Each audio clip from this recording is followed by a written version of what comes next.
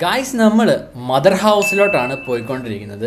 അഗതികളുടെ അമ്മയായ മദർ തെരേസയുടെ സ്വന്തം. Hello family, അങ്ങനെ നമ്മൾ കൊൽക്കത്തയിലെ ഹൗറ സ്റ്റേഷനിൽ ലാൻഡ് ആയി. ഞാൻ ആദ്യമായിട്ടാണ് കേട്ടോ രണ്ട് റെയിൽവേ പ്ലാറ്റ്ഫോമുകളുടെ ഇടയിലൂടെ വണ്ടികളൊക്കെ പോകുന്നത് കാണുന്നത്. നിങ്ങൾ എവിടെയെങ്കിലും കണ്ടിട്ടുണ്ടോ? അവിടുന്ന് നേരെ റോഡിലോട്ട് ഇറങ്ങിയപ്പോൾ റോഡിന്റെ നടുക്കോടെയൊക്കെ കണ്ടോ റെയിൽവേ ട്രാക്ക്. അതൊന്നും മനസ്സിലായില്ല. പിന്നെയാണ് മനസ്സിലായത് ഇന്ത്യയിൽ ട്രാം സർവീസ് ഉള്ളത് കൊൽക്കത്തയിൽ മാത്രമാണ്. പിന്നെ ലൈഫിൽ ആദ്യത്തെ ട്രാം റൈഡ് എക്സ്പീരിയൻസ് ചെയ്തു.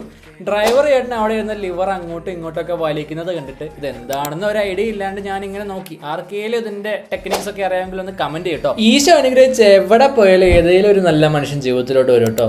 ഇവിടുന്നും കിട്ടി. അവന്റെ പേരാണ് സഞ്ജയ്. ഇവിടുന്ന് ഞങ്ങൾ പെട്ടെന്ന് 2 സ്ഥലത്തേക്ക് ട്രിപ്പ് പ്ലാൻ ചെയ്തു കേട്ടോ. എത്ര പെട്ടെന്നല്ല ട്രിപ്പ് ഇങ്ങനെ പ്ലാൻ ചെയ്തുകൊണ്ടിരിക്കുന്നത്. 1 ഡാർജിലിംഗ് ആണ്, 2 നേപ്പാൾ. ഏതായാലും ഇവിടം വരെ വന്നതല്ലേ, 2ഉം അടുത്താണ്. സോ 2 ഒന്ന് എക്സ്പീരിയൻസ് ചെയ്യാന്ന് തന്നെ തീരുമാനിച്ചു. എന്റെ ചെറുപ്പം മുതലുള്ള ആഗ്രഹമായിരുന്നു കൽക്കട്ടയിൽ എത്തുമ്പോൾ മദർ തെരേസ ജീവിച്ച സ്ഥലമൊക്കെ ഒന്ന് കാണണമെന്ന്. ഈ പ്രാവശ്യം പോയപ്പോൾ അതും സാധിച്ചു കേട്ടോ. മാത്രമല്ല ഒത്തിരി നല്ല ശുശ്രൂഷകരെ അവിടെ കണ്ടു. അവരോടൊക്കെ പ്രാർത്ഥന സഹായമൊക്കെ ചോദിച്ച് അവിടുന്ന് യാത്ര. ഇനിയും ഇതുപോലത്തെ നല്ല നല്ല വീഡിയോസിനായി ഈ അക്കൗണ്ട് ഒന്ന് ഫോളോ ആക്കുക. അപ്പൊ ഗൈസ്, ശലോം ശലോം.